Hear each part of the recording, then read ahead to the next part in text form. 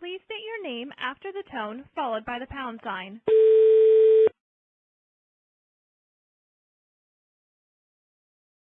Thank you. Coordination Center. This is one of 3 series that we're presenting.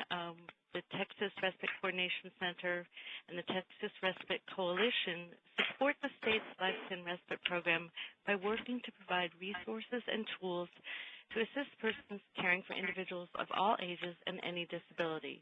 For additional information on activities and resources, you can go to www.taketimetexas.org.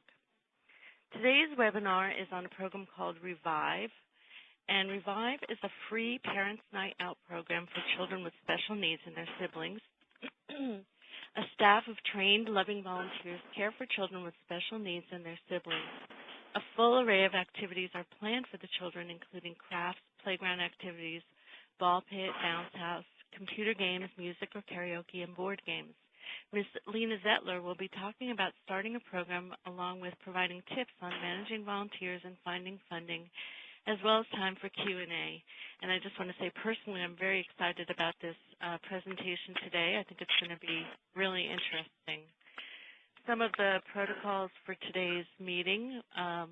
My name is Joyce Pullman, and I'm the Grants Coordinator with the Texas Department of Aging and Disability Services, and I work with the Texas Respite Coalition.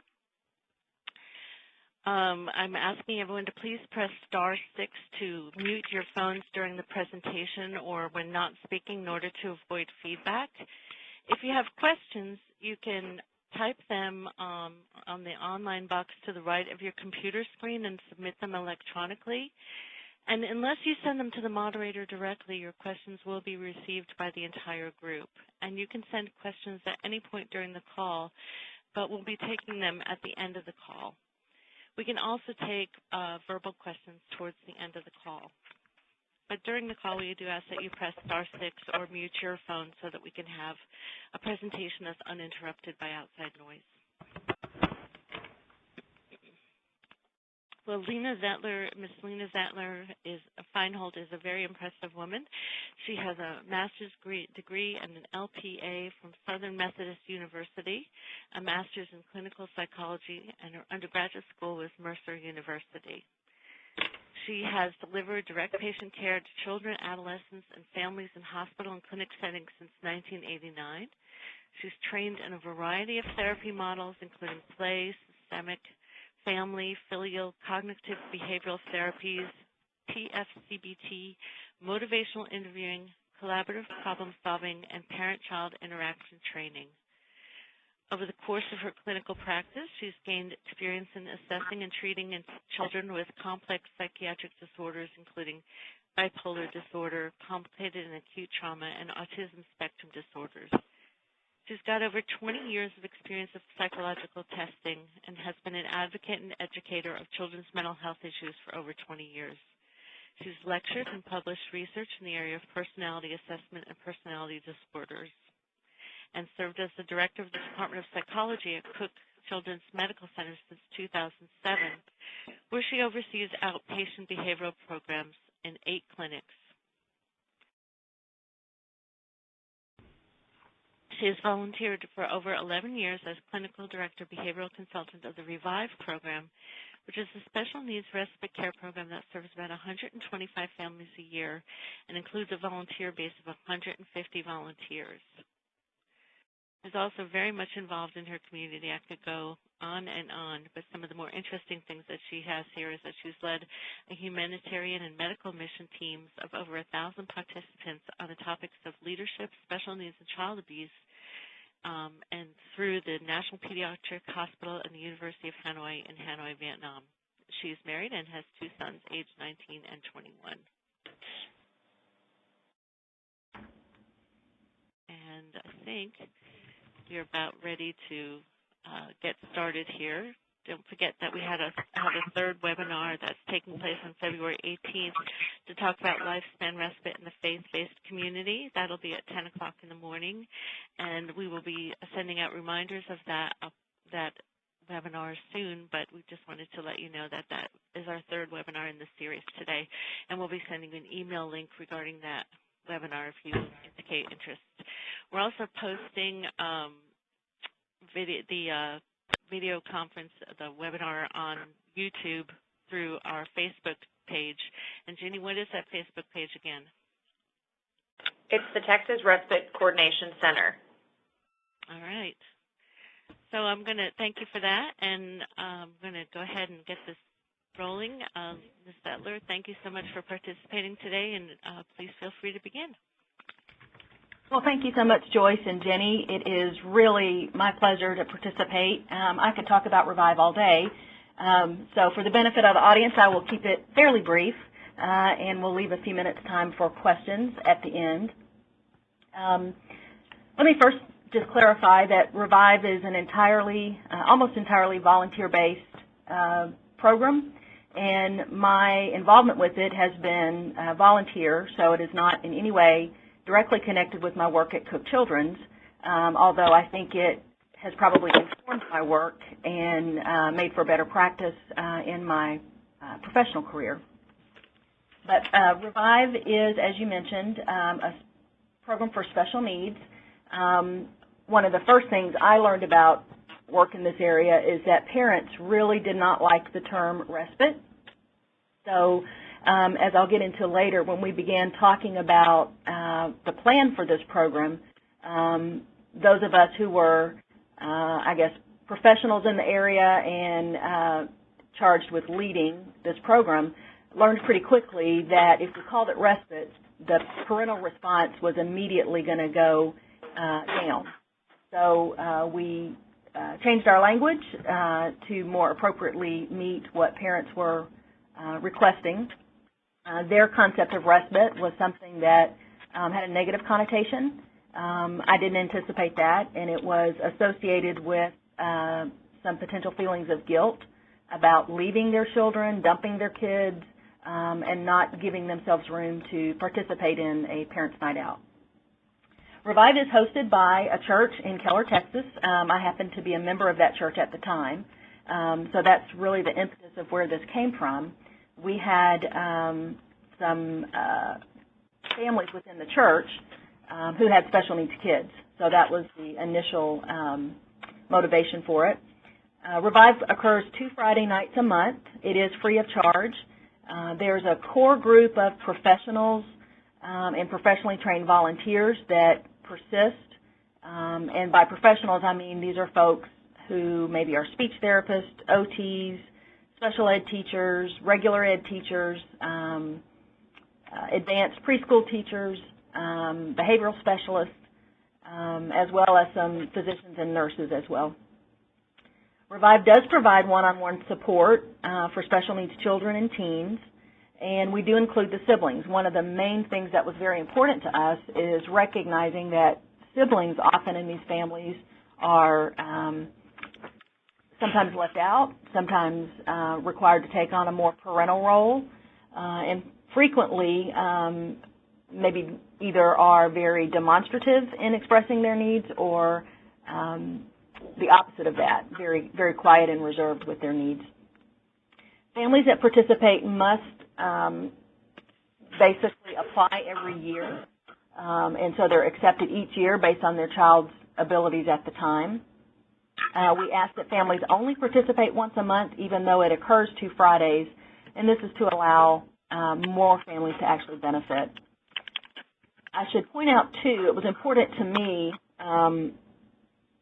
that this program was not curriculum-based, and what I mean by that is, given that it was hosted by a church, we made the very clear decision that this was going to be an outreach to the community that wasn't necessarily tied with the underlying children's ministry or religious education affiliated with the church. By the same token, it's not therapy-based. We had a lot of professionals involved, but we also made it clear to parents we're not here to provide the kind of therapy that you would get in a therapy session, but it is hopefully a therapeutic environment. This is the current Revive leadership, but it also reflects sort of the long-standing roles within Revive. Diana Kirby is the children's pastor preteens minister and special needs coordinator at Northwood. She was not able to do this presentation today, and she would certainly have a lot of rich information to add to this discussion. So if anyone's interested, I can also provide you with her direct email because I'm sure she would welcome any questions and comments. She is a paid member of the staff, but as you'll see, she is pretty much the only consistent paid member of Revive. Over the years, the program has grown, and so there's now an assistant that helps her through the registration process each month, and that's Terry Allen. I have served early on as director and then more recently as behavioral consultant, and that's a volunteer-based position. We have medical consultants at every event. These are either general practitioners, pediatricians, some nurse practitioners, and some school nurses or other nurse volunteers. And then we have a group of supervisors, again, all volunteers. Because of some of the logistics of where we host Revive and the number of volunteers and family members, we have a check-in supervisor. So we have someone that's helping the families come in, put their things away, make sure they're checked in with the physician, make sure they are communicating all their specific needs for that evening. We have a group that we call our floaters, and these are folks who are not necessarily assigned to one child, but can float throughout the evening and give breaks, dinner breaks, bathroom breaks, whatever, to our staff, our volunteer staff. And then we have some supervisors in some key areas. We have a game zone, which is kind of wild and chaotic at times, and so we have a game zone supervisor that helps to maintain safety in that area. And then we separate our very young children, the infants and toddlers, in a different area, so we have another check-in supervisor there. We do provide meals for the volunteers, so we do also have someone in the kitchen that monitors that area. Revive funding, I mentioned we have one paid director and assistant. Any supplies related to Revive, and there's not a lot, are typically donated by the children's ministry at the church. We, at some point early on, needed to augment our caregivers in the infant and toddler area, and the host church happens to have an on-site preschool, and so we utilize some of the paid workers from that preschool as needed. We have not needed to do that in many, many years, but it was important in the infrastructure for a while. We rely a lot on community donations. The main fundraiser is our annual carnival, and I'll talk about that more in a bit. When people ask me what Revive is like, I quote Diana Kirby, and I think she hit it right on the head. It really is like a giant birthday party. So how did we get started? The children's pastor at the time, along with some special needs professionals, myself included, were really solicited by family members in the congregation. They were struggling with what a lot of special needs families struggle with, which is they can't always worship and participate in a church because of their special needs child. So we began to have conversations among ourselves about what we could do for these families. Those of us on the professional side kind of had our own thoughts and agendas, and it was real important that we got together with the parents in kind of a focus group atmosphere. We had come across some research that showed the divorce rates for special needs families are much higher than the national average, which is pretty high anyway. And then we also began to look at, there were a lot of families moving into the northeast Tarrant County area where this church is located. I'm not exactly sure why. I think we speculated it might be due to some of the very sophisticated and savvy school districts in the area who tend to provide very good school services for special needs kids.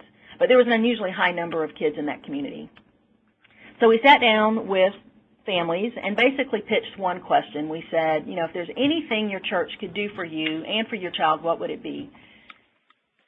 And to this day, I am continually blown away by the almost unanimous response.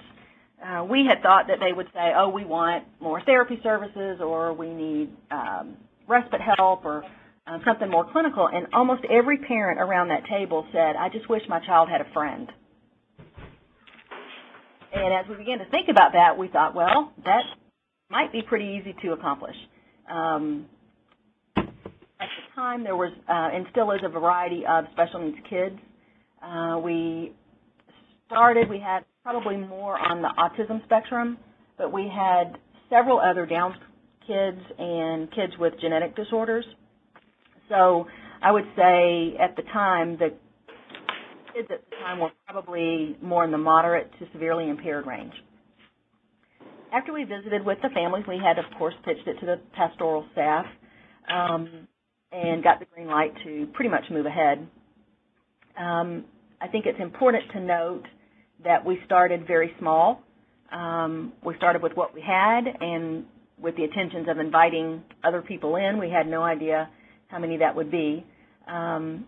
We did a little bit of research. There were several, probably 4 to 6 other programs in the Dallas-Fort Worth area hosted by churches. So we went to those churches, visited their sites, asked lots of questions, gathered information that way. We sat down with speech therapists, OTs, PTs, who would have a different level of knowledge about what to provide. We estimated our budget. We looked at our volunteer base. We really did not have a real good way of judging growth. And we started to think about sustainability. And we definitely, thanks to the leadership of our children's pastor at the time, said we are not going to do this until we're sure we can keep doing it. And that was real important, and I think particularly in a faith-based organization, we wanted to make sure that we didn't provide something that in a year would evaporate. So it forced us to not just launch this within a few months, but take almost a year to really get it going. We did spend some time crafting our vision. And this was, in looking back, probably very important. We decided clearly that we wanted this to be an outreach to the community, not necessarily a way to increase church membership, if that makes any sense. We really wanted it to be a standalone and for the church to serve as a host.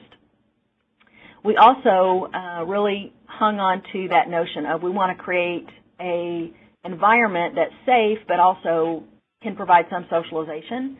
We recognized that that was a value that was maybe missing.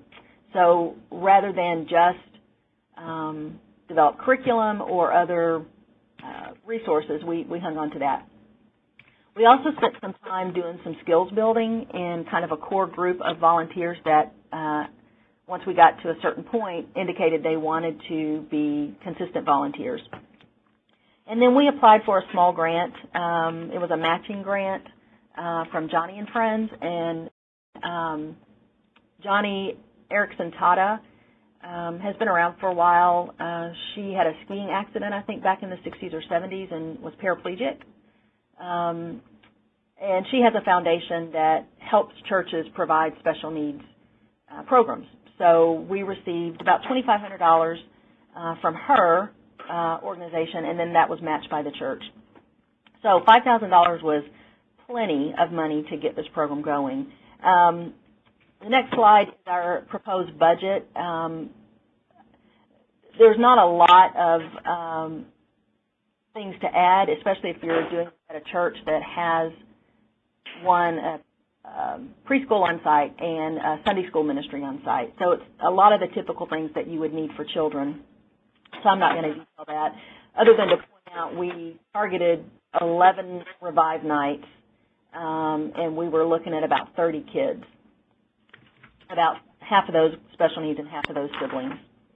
The next slide is just a picture of some therapeutic supplies that were not part of a typical church group, and this is where conversations with our occupational therapists and physical therapists really helped us use that money wisely, to include therapeutic swings, some therapeutic tricycles, and some tunnels, some other compression kinds of things.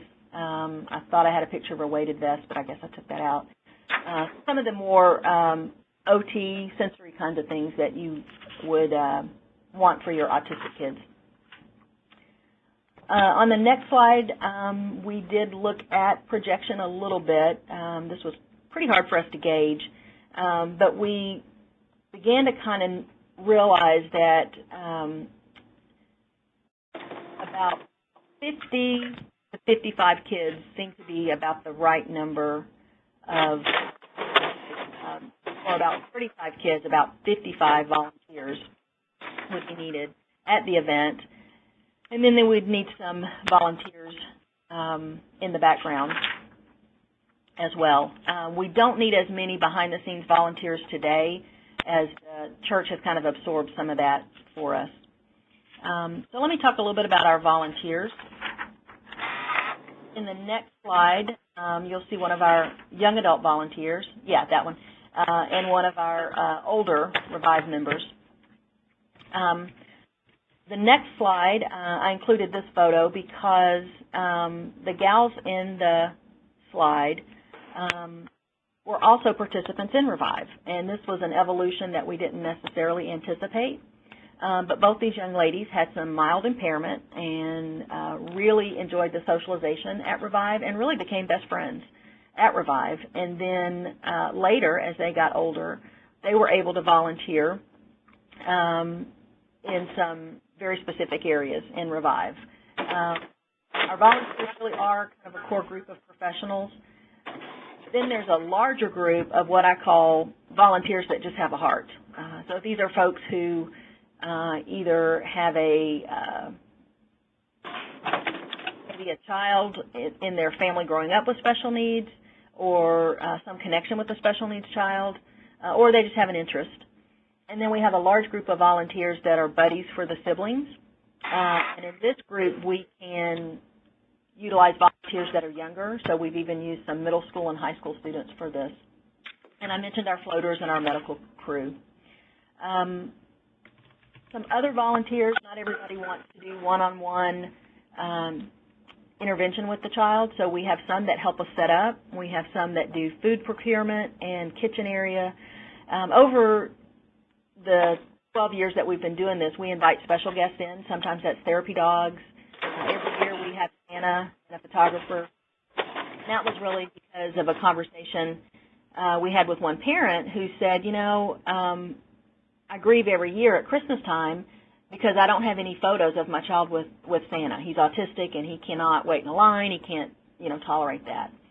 So we were able to bring in a professional photographer every year at our Christmas event. We have 4 hours to really work on trying to get photos of kids, and the parents have really loved that. Another really key element in our sustainability was our advisory board. That was real important in the earlier implementation, first 3 to 5 years. And this included parents, and it also included folks who were not actively involved as a Revive volunteer. And this helped us make some strategic decisions as we expanded and grew in lots of ways. We also have a fundraising team, and they were who was responsible for procuring the carnival and doing that every year. All of our volunteers have background checks, and we've really reached out to the communities of Birdville, Keller, and Southlake Colleyville, and we've had National Junior Honor Society students, high school clubs, athletic clubs. We've had wrestling teams, softball teams, baseball and football teams that have all volunteered. We have some civic organizations that can anything from Boy Scouts to some other groups within that area of mother-daughter volunteers. Our siblings volunteer, and then, of course, we have our special needs kids. As far as encouraging volunteer engagement, the core group, we asked them initially for either a 3, 6, or 12-month commitment. And that really helped us to offer this. We started with it just one Friday night, and then we were ultimately able to expand it.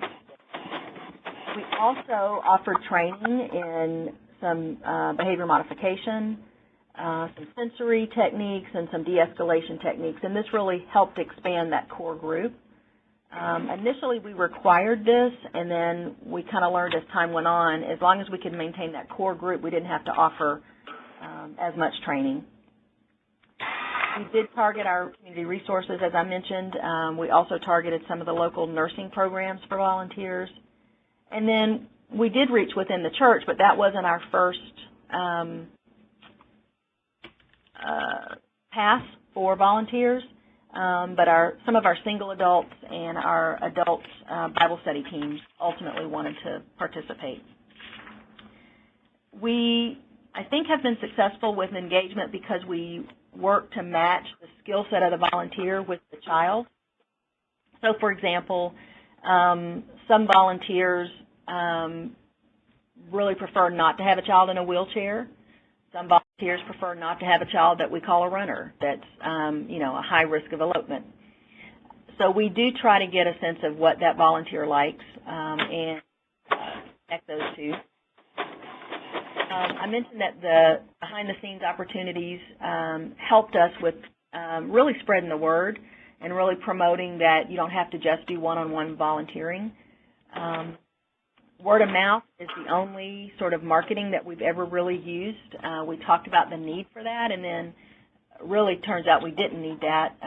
There's such a close-knit group of special needs parents that I think some of their therapy appointments overlap, some of their physician appointments overlap, that there was kind of a built-in community. We also wanted to do a lot to support the volunteer. I think the training helped, and then we do a volunteer appreciation, either event or gift every year for the volunteers who have that core group who's committed. Also, to engage the volunteer in the evening, we know this can be a stressful evening, so we provide a fair amount of on-site support.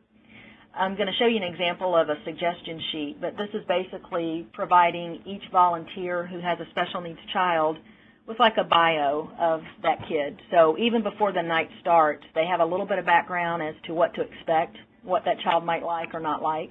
We provide them with dinner and break, the volunteers. We also provide the volunteers with a buddy. So they may be a little not quite sure that they're ready to handle this for 4 hours. So we'll put them with another volunteer and offer supervision on site. We do put volunteers with our siblings as they need that. And then I think we've been real good about clearly communicating during the event. We have walkie-talkies and other access to all areas of the host church. We focus on safety in the environment. We have had some space and resource limitations like any program. So one piece of that has been to really find a way to manage that chaos. We found that mostly it's at check-in and check-out. The medical staff on site is rarely used. We love that. But it really helps to provide the parents and also the volunteers with that sense of security that they need. If we have any medical emergency, we've got someone to help. We honor sort of the typical child care guidelines or boundaries. We don't have kids with volunteers off in a room by themselves. If we're doing diaper changes, there's always someone else in the room, that kind of thing. We also offer community service hours for students, and I think that has helped to keep the volunteer base. I want to pause for a second and just say the reason I've included this next slide, in thinking back on the sustainability of this program, I think I mentioned that we really did not reach inward in the church at first.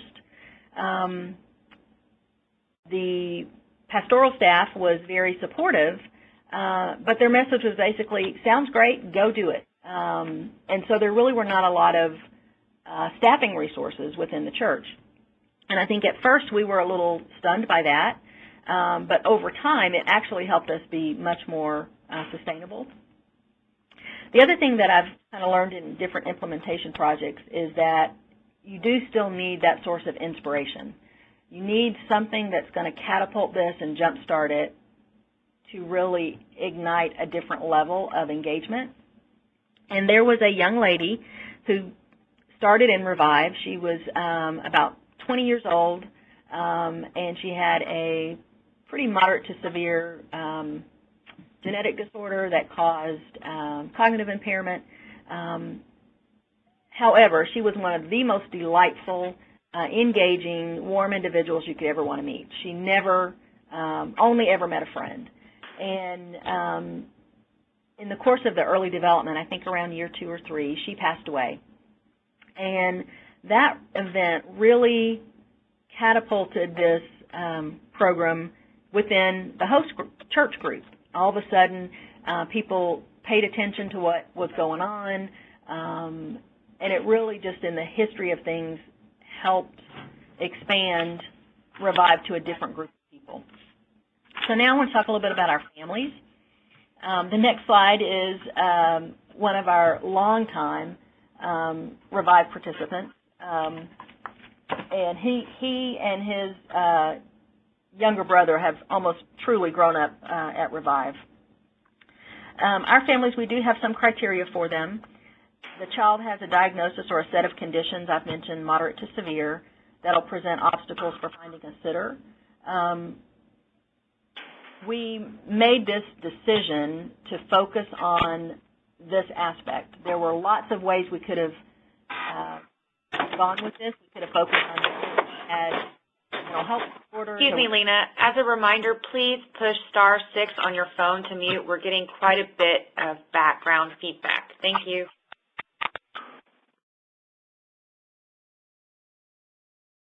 Okay, go ahead.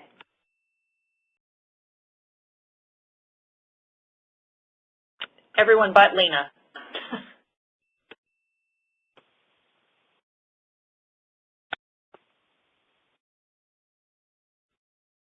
Can you hear me? Yes, ma'am. Okay. The child's 22 or under. Typically, that means they're still enrolled in a education program. We do require the child breathe independently. We get a lot of kids who might be newly diagnosed, and the family really needs a lot of support. Typically, the children that are siblings are under 13, although that's not a requirement. We just found that at about age 13, they started to find other things to do with their Friday night. And as mentioned, we have a lot of autism, Down, cerebral palsy, and genetic disorders. A family does need to agree to our terms, and I'll go over that in a little bit. We ask that our families initiate the registration each month, so they have to call in during the registration period. They do have to reapply annually.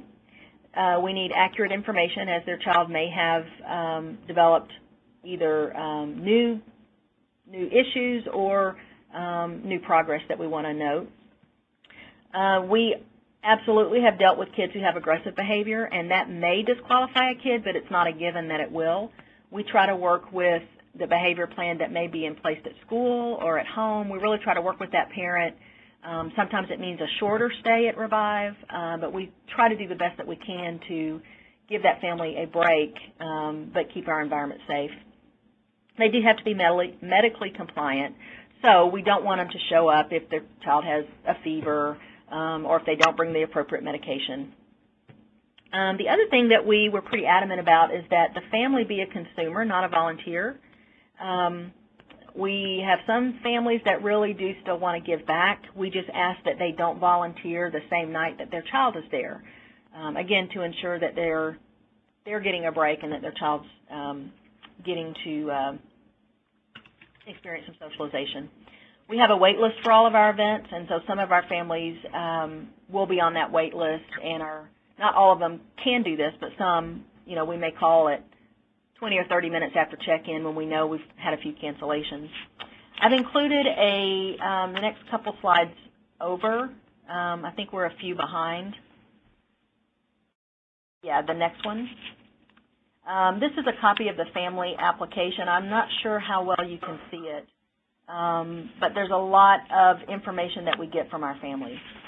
If you'll scroll through to the next one, we try to put this in fairly layman's terms, trying to see, what motivates their child, what kinds of things do they like, what kinds of things do they not like, what can we do to soothe your child, give us some idea about the language skills, and all of this information is then pulled into those suggestion sheets or little bios that I mentioned.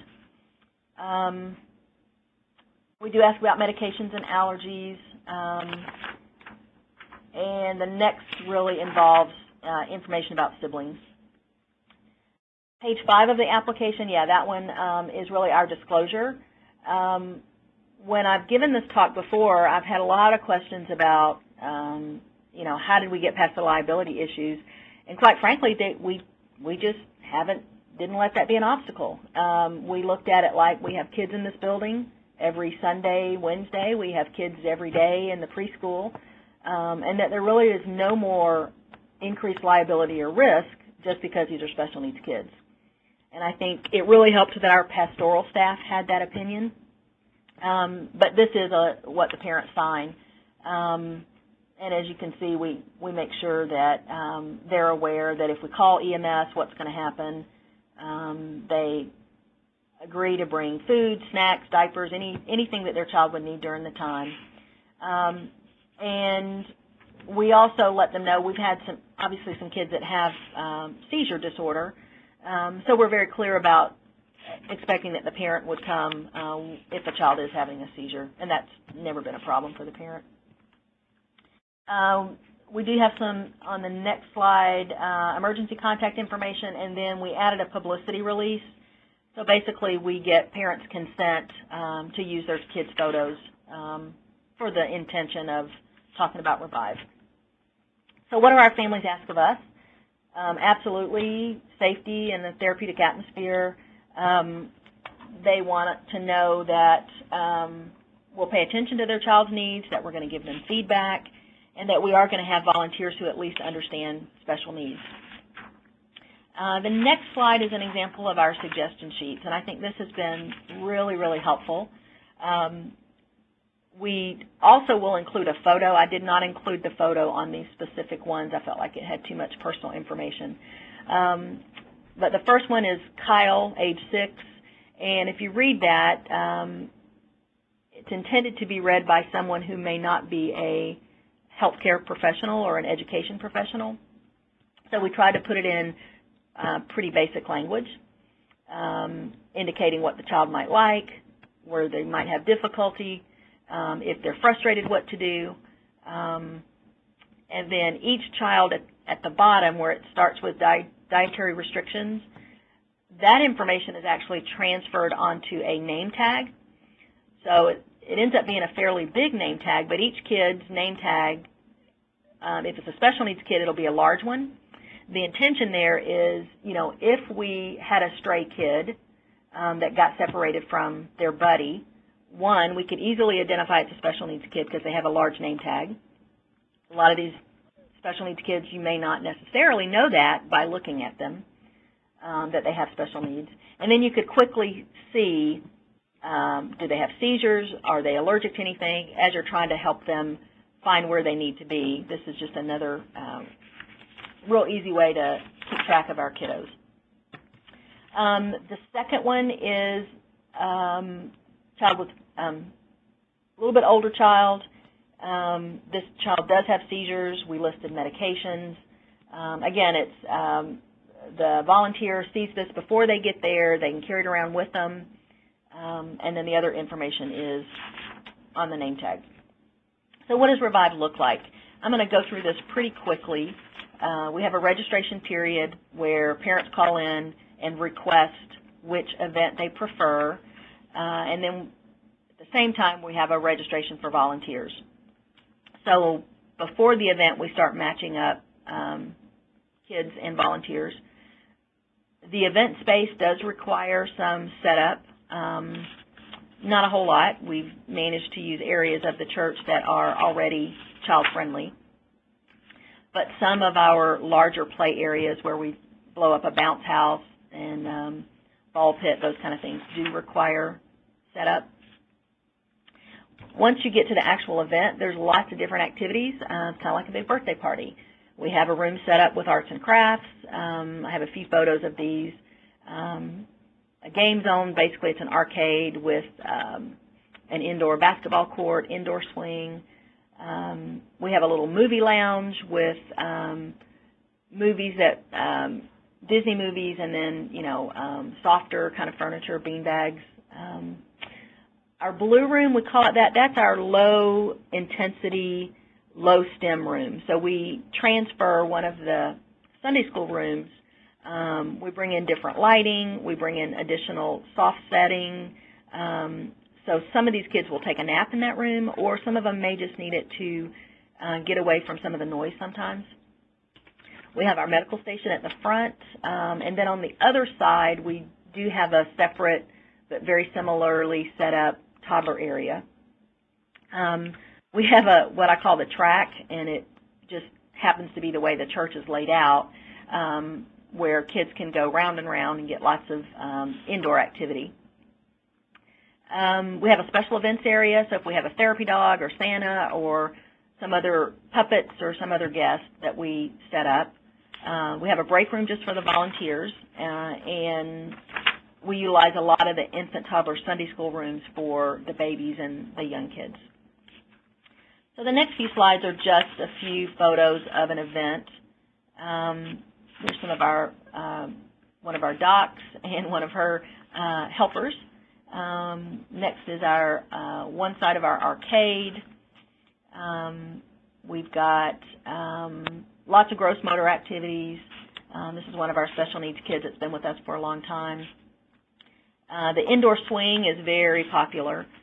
We probably could utilize 3, not just 1.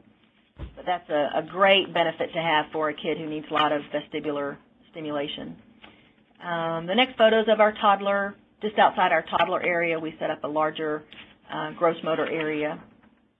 We have lots of sensory activities, not just for toddlers, but for the older kids as well. And let's skip that one. And yeah, go to the one where the actual event. The events are from 6 to 10. So volunteers get there a little early. If it's a new volunteer, they get there even earlier for orientation.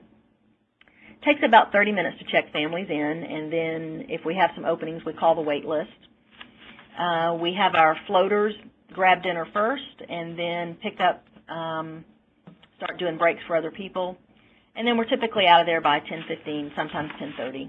Each volunteer has a cleanup assignment, so that helps. Lessons learned. I would say that by far the attrition of the volunteers is a challenge. And really the fear and some of the stigma about starting this program is a challenge. So I think if you manage those two, you can be fairly successful. I mentioned that at one point we really did not have a lot of, we had church support, but we didn't have a lot of resources and volunteer base from the church. So after we had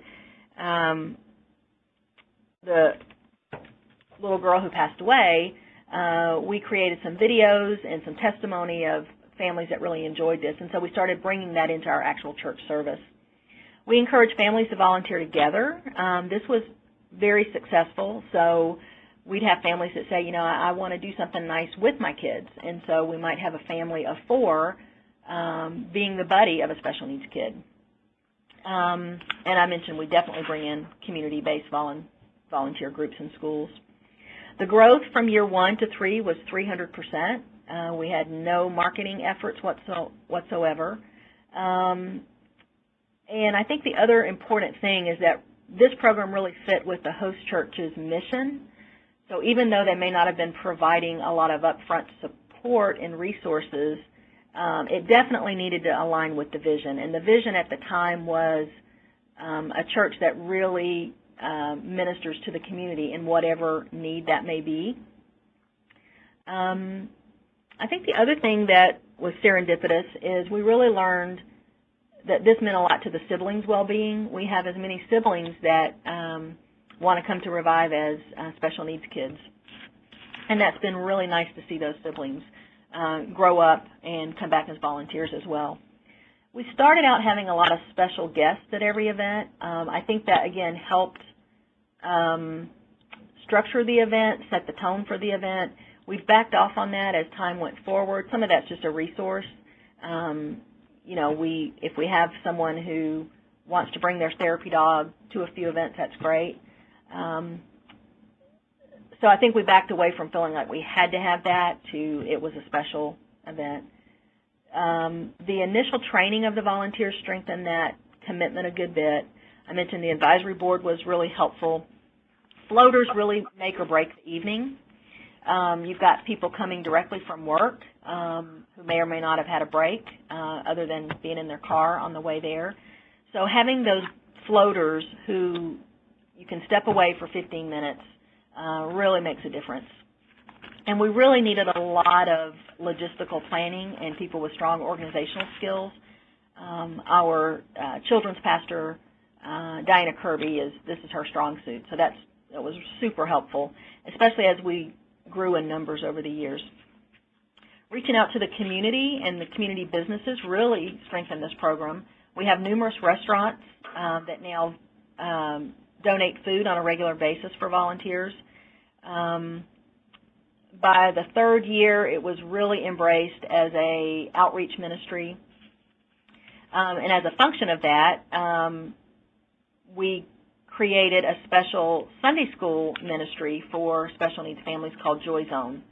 And then at that point, a paid director was necessary for the organizational support. And that's the year that Diana Kirby came on as a paid volunteer. Giving back to the volunteers also helped. I have always been amazed that funding was never an obstacle for this program. It's a fairly cost-effective program to run for the most part, especially if you're in a church that has a large children's ministry anyway. The carnival provides about $10,000 annually. This carnival group basically comes in and sets up everything on the grounds of the church. We advertise it. That advertisement that you see is one that runs on the website. We've run it in Fort Worth Star-Telegram. So the host church does a lot to support the carnival and promote it. We also use the carnival to, quote, tell the story. So what we've done is, it's a typical carnival with, rides and games and food that all we've had to do is basically rent porta potties for people to come in. We've created these posters. So as people are standing in line for the Ferris wheel or whatever it is they're waiting on, there's a story about a special kid. I wanted to also include just one of our parents. This is Dr. Kathleen Cantrell. She's a licensed psychologist.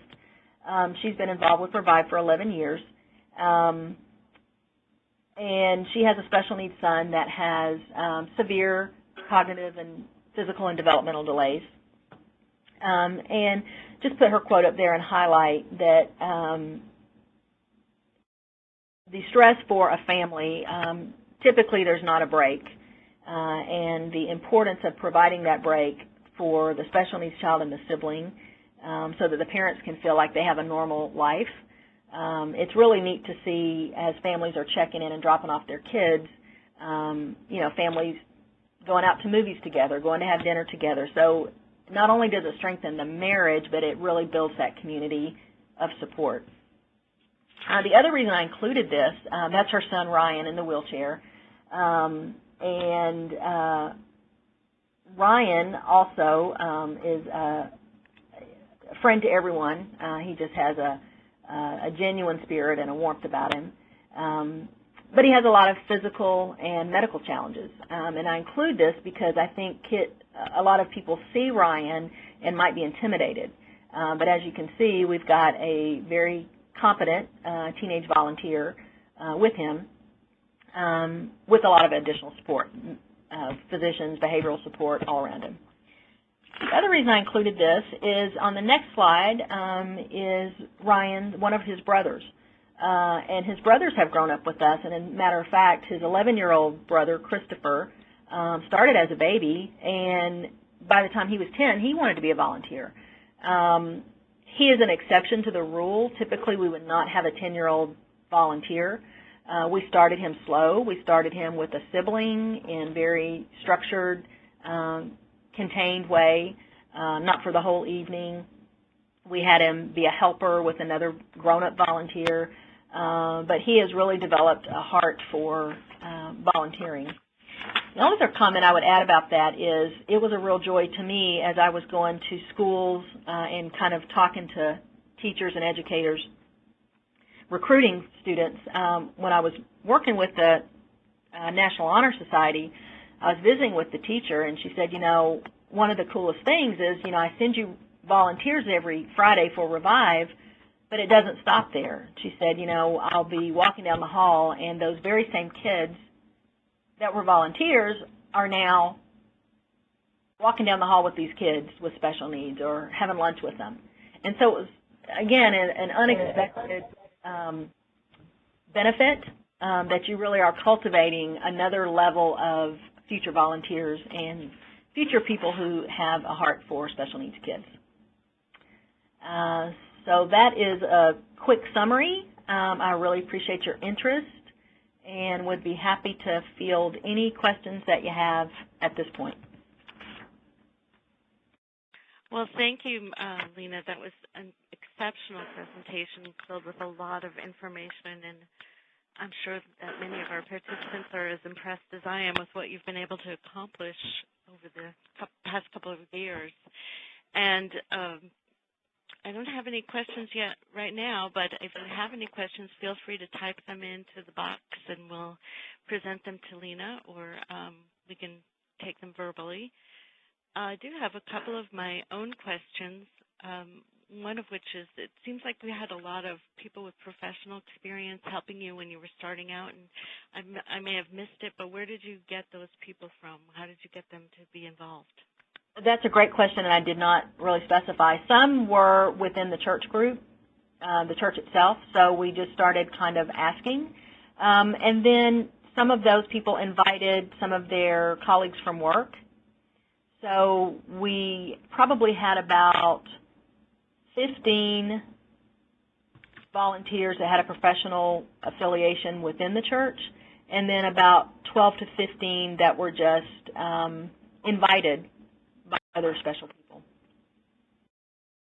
And, you know, did not attend the church, but agreed that, yeah, for the next year I want to volunteer in this way on a Friday night.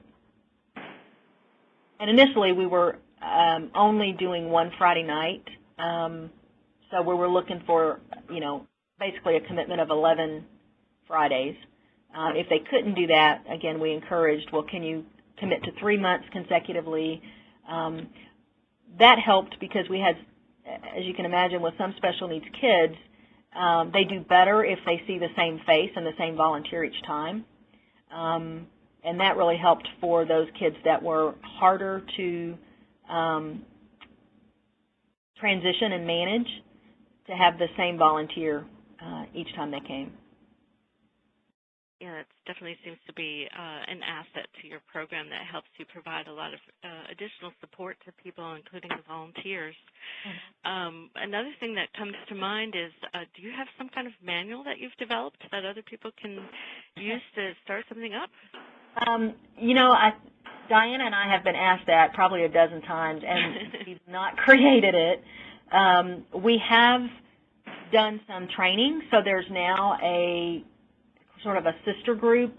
There is a Revive program in Parker County, which is west of here, and this was a family that used to attend Revive, and they moved outside of the county west of here, and missed Revive, talked about it, really kind of got some momentum through their church, their new church, and then eventually sent a group of volunteers back. So we did some on-site training. So they would send us about a core group of about 5 to 6 volunteers to each event, and they did that for about 3 months. And then we provided them with some consultation, and now they run their own Revive program, very similar to this one. So we found that a little more effective than doing a manual. We've had a couple of other groups start that process with us but not finish it. I think it's a great suggestion to create that manual. So I'll definitely bring that back to Diana. Maybe that's something we can more formally do. Well, maybe we can help you get that started with some people here. Sure. Because certainly the Texas Department of Aging and Disability Services is really interested in increasing the number of volunteer and faith-based respite care programs that are available, especially in areas that don't have a lot of professional resources available, or paid fee-for-service type programs are not there in the rural areas. So just to make something available to people who have next to nothing available would be an asset. Joyce, I've received an online question. Oh, okay, great. One question to remind folks, the presentation will be available online on our YouTube channel. We will send that link when it is available at the conclusion of the presentation. It may take us a day or so out to all participants. And Lena, the question I think is posed to you. It sounds like from your presentation that the church has a fairly large facility to accommodate this sort of program. What, from your experience, would you suggest for smaller churches with limited space? I think that's a great question. And I think my first response would be we started small. So the advantage was we had space to move around. So for the kids that came to see us, that was a benefit.